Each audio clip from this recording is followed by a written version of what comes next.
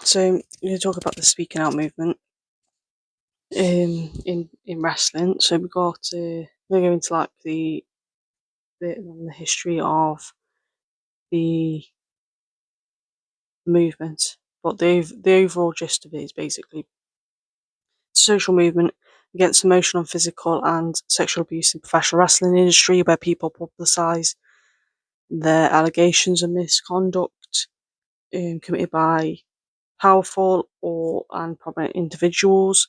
Similar to other empowerment movements such as the Breaking Silence, such as the Me Too. The purpose of speaking out is to empower wrestling related people to tell the stories about abuse they have experienced in the industry itself. So we're going to get into the history now, basically when it started, and how it kind of had a domino effect on people speaking out from the one incident that first started it off. So the history of it isn't actually that long. So it started on June 17th, 2020, when independent wrestler David Starr was accused of sexual assault of his former girlfriend of his, which he denied after the allegation came out. Several wrestling promotions stripped Starr of their championships and fired him. The following day, numerous people in and out of pro wrestling industry accused several wrestlers and promotion personalities and journalists of sexual misconduct. The hashtag speaking out began and spread also across social media when people told their stories. Hashtag speaking out was a trending topic on Twitter, now known as X, and it was soon reported that the allegations were being investigated by West Yorkshire Police. The response to this, many wrestlers and personalities and journalists overwhelmingly supported those that spoke out on their experience. So there's the main one about in AEW of Jimmy Havoc, so we're going to get into that, and then some other ones that had happened from WWE personalities or wrestlers or whoever that have been accused. So in All Elite Wrestling, the wrestler Jimmy Havoc was accused of emotional and verbal abuse of his former partner Rebecca Crow. And on June 19th, 2020, AEW announced that in a statement that Havoc was attending therapy for a number of issues that would come to the decision about his employment at a later date. Havoc was released by AEW on August 13th, and on June 22nd, an audio podcast went viral when Sammy Guevara joked that he would want to the R-word then WWE wrestler Sasha Banks. AEW subsequently suspended Guevara without pay, with Guevara agreeing to go under extensive sensitivity training, and it was also announced that Guevara's salary would be donated to a women's centre in Jacksonville. Later that day, Banks stated that she and Guevara had been in contact with each other, and he had apologised to her, and they had engaged in an open discussion to help him understand the severity of his comments. Guevara completed his training and returned on July 22nd. Then, on June 23rd, Darby Allin was accused of emotional and mental and sexual abuse by Hawley Cornwell, an independent wrestler whom he had allegedly had a relationship. And then there was Chikara as well, had some issues. So on June 19th, Chikara moved Kobold from their roster following allegations made against him. Chikara's owner, Mike Quackenbush, was also accused of knowingly overseeing the company that enabled abuse and neglect, which led to many wrestlers in on the Chikara roster, such as Hello Wicked, Kimberly, Jacob Harmon Mia, Frightmare, and Green Ant resigning from the promotion. And on June 24th, Chikara announced they had to shut down completely. There have been other accusations from TNA, Impact Wrestling kind of thing. So we'll get into those. So in Impact Wrestling, wrestlers Joey Ryan, Michael Elgin, and Dave Christ were accused of misconduct. Impact Wrestling's parent company, Anthem Sport and Entertainment, released a statement saying that they were reviewing the allegations. Ryan, who had multiple allegations against him, released a statement that addressing specific allegations. It was revealed that Ryan and Christ's contracts were terminated while Elgin was suspended. Impact Wrestling announced Elgin had been removed from all future programming. Elgin was released a video denying the allegations made against him. Ryan also released a video denying almost all of the allegations against him. He filed a lawsuit against some of the accusers as well as a lawsuit against Impact. And on March 8th, 2021, Ryan issued a statement.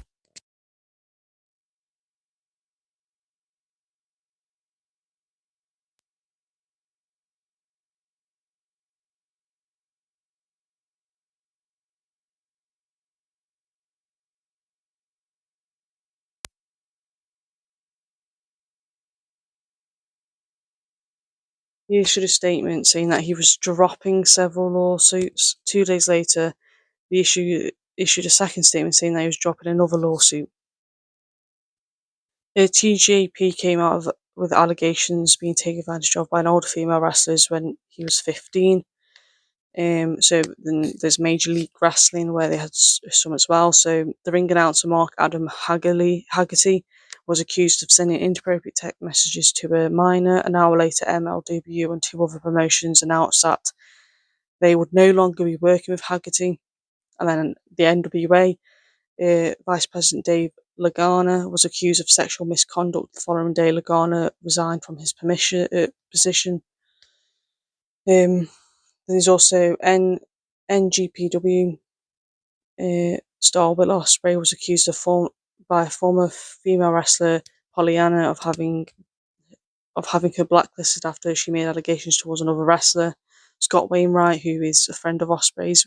While Ospreay denied the accusation, International Wrestling released a statement contradicting his denial, and IWL clarified their statement, saying Ospreay did not contact them directly.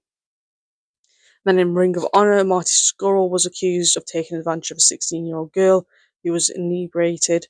Scurll released two statements in which he did not deny the allegation but claimed the encounter was consensual while both participants were intoxicated. And Ring of Honor announced that they launched an investigation concerning the allegation, and it was announced that Scurll had left ROH.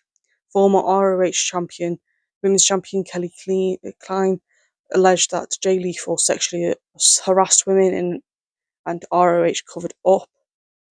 He had previously accused by Taylor Hendricks of sexually harassing her in 2018. Lethal released a statement denying the allegations. Now we're going to get into WWE. There's a lot more sexual misconduct in WWE than there is in most other wrestling promotions. So Joe Kofi was accused of harassing a woman, sending unsolicited naked photos, sending her voice messages, and unsolicited stalking. He was suspended by WWE. Jack Gallagher was accused of sexual assault. He was released by WWE. His profile was later deleted from WWE.com. Gallagher issued a statement concerning his circumstances led to his release. And Jordan Devlin was accused of physical abuse of Hannah Francesca, a former partner, which he had denied. He was suspended indefinitely from Progress Wrestling. Following the allegations, WWE stated that they were looking into the allegations and that they took any allegation of this nature very seriously. Devlin made his televised WWE return in March 2021. Matt Riddle was accused of sexual misconduct by Candy Cartwright, a former female wrestler. Riddle denied the allegations through his attorney. It was later reported that WWE was aware of the allegations against Riddle when he signed in 2018 and had investigated it at the time. Riddle admitted to having an affair with Cartwright, but reiterated his denial of the accusation against him. Riddle dropped his petition for a restraining order against Cartwright. The following day, Riddle filed a civil lawsuit against Cartwright. It was reported that Cartwright filed a counter-suit against Riddle. WWE Gable Spolsky and Evolve Wrestling. A judge ruled that to terminate WWE and gave Spolonsky as defendant in the lawsuit. Riddle's request for termination of the lawsuit was denied. and it was reported that Cartwright dropped her lawsuit against Riddle. So obviously there's also Travis Bank from WWE, accused of emotional abuse of former student Minnie McKenzie, who had a relationship with Banks while aged 17. McKenzie was also stated that Banks had a similar relationship with other trainers. Banks responded to the allegation by a statement. McKenzie proceeded to tweet screenshots of the text conversation between the two, where Banks, who seemed to be intoxicated by the nature of his messages, had stalked McKenzie and harassed her in a hotel room. Banks was released by Progress Wrestling and WWE following the allegations, and his profile was also deleted. Ligero was accused of indecent assault, sending inappropriate messages and engaging in inappropriate conduct. While he denied the independent assault at the incident insult allegations, he admitted that he did send inappropriate messages and engage in inappropriate conduct. He was released by Progress Wrestling and WWE following the allegations, and his profile was deleted. Now, the Velveteen Dream, one of the most well-known ones, the incidences that had happened, he was accused of having inappropriate communication with minors, as well as attempting to groom them. He had previously been accused of sending inappropriate photos to minors, and for several months earlier, which at the time he denied. Following Velveteen Dream's return in 2020, which was met with heavy criticism from fans, Triple H stated that WWE had investigated the allegations and they didn't find anything. Following his release, Velveteen Dream issued a statement denying the allegations and his profile was deleted. NXT's referees Jewel Allen and Chris Roberts were released from WWE following the allegations also against them. We're now going to get into several different various independent promotions.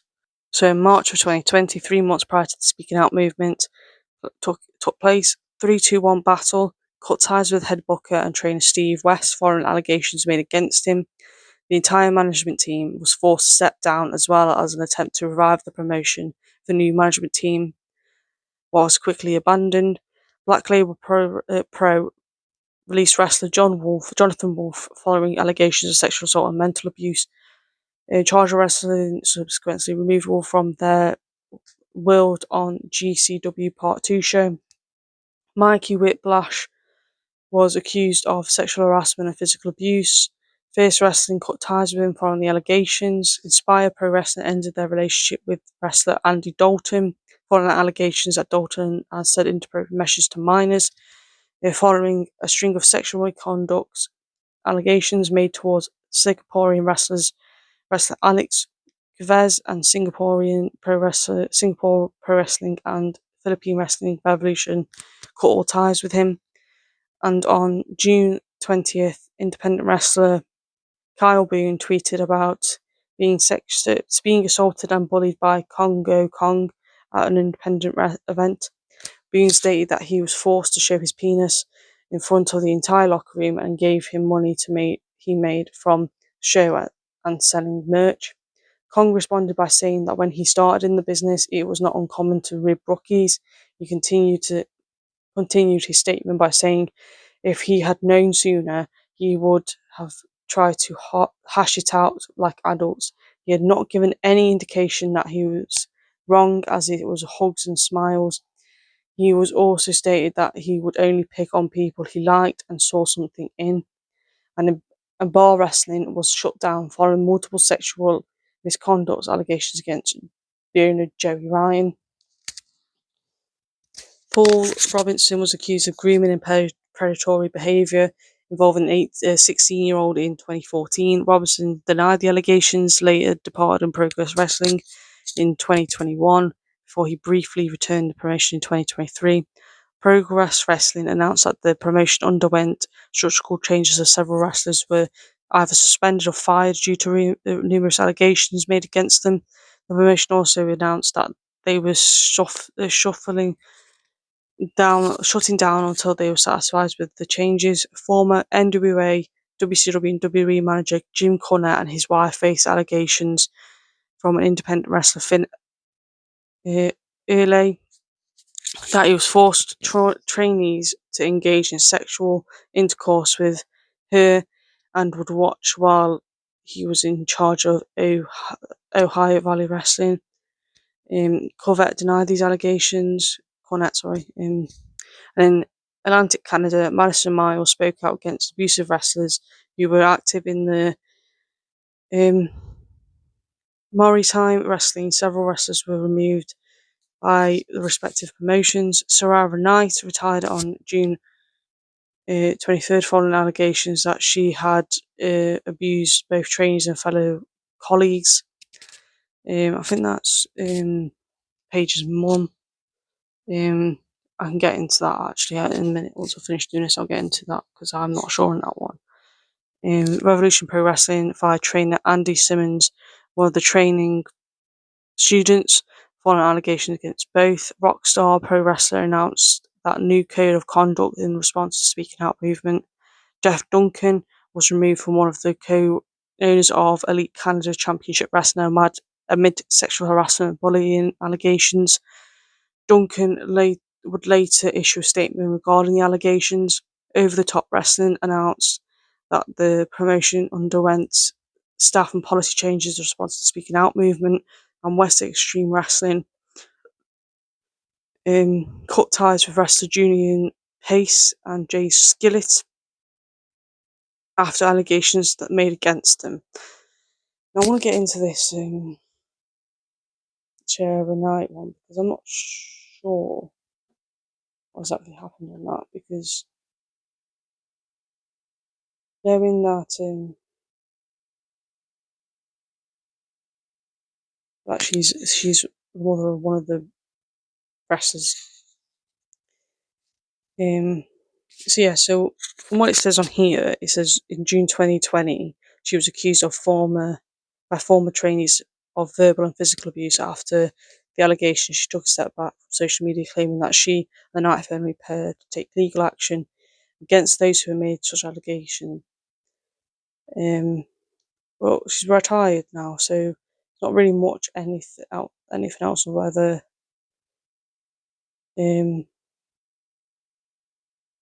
she really did do anything. I don't think there's no evidence to prove it, to be honest, but you never know. It could have happened, it couldn't have happened, who knows.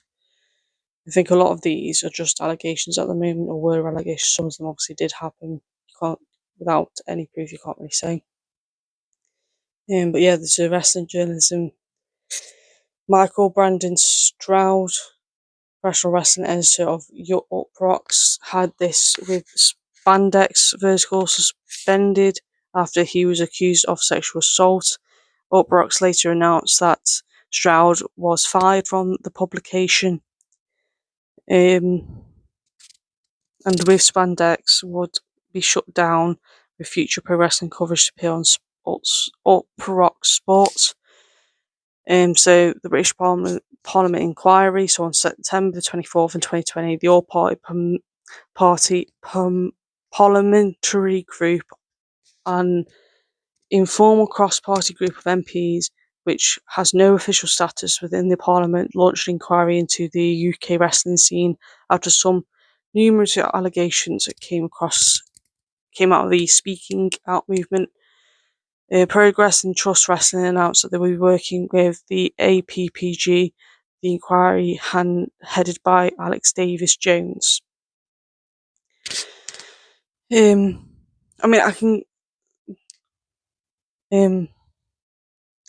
I think like with this Speaking Out movement, it should have happened long time before it did. Obviously a lot of this allegations has been, from what I've seen on this, there's been no confirmation on a lot of them.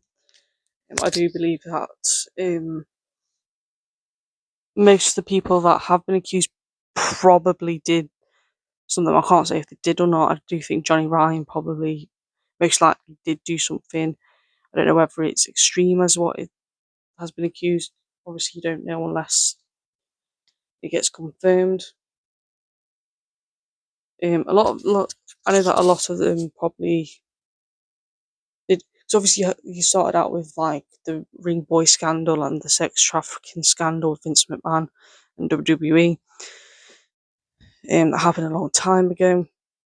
Obviously, with this speaking out movement, a lot of them have said, "Oh, this did happen, but we were both drunk," or something like that. That's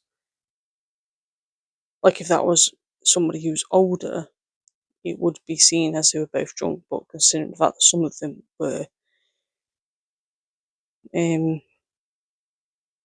like quite young, because obviously I'm from England and we can't drink till we're 18, and you have to prove that you look under 25. You've got to prove ID that you are old enough to buy a drink at the age of 18.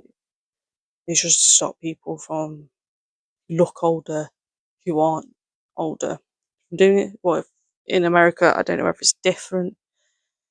I just think if you're in a position of power, it's you feel like you can do anything, but in reality you can't, because it's not. You have more to lose if you're in a position of power. And I think a lot of people don't understand that, so they do something stupid or they do something that they shouldn't be doing, and it ruins their life because they've just put their whole entire life at risk for a bit of for something they shouldn't be doing. And I think wrestling is one of those where it's always going to be associated with some kind of higher up person trying to hold power over somebody, whether it's Vince McMahon, whether it's Brock Lesnar, whether it's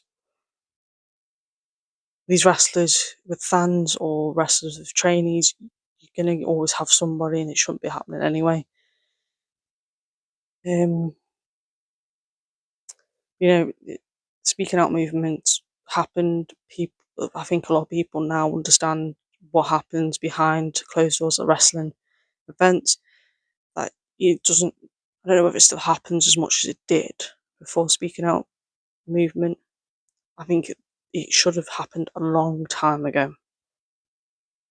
In reality, because a lot of it does sound quite horrible. I think there's been a mixture of like SA and verbal and physical abuse. But yeah, I want to do something a bit different. I want to do premature deaths, but I think because there's so many premature deaths, I might just have to um,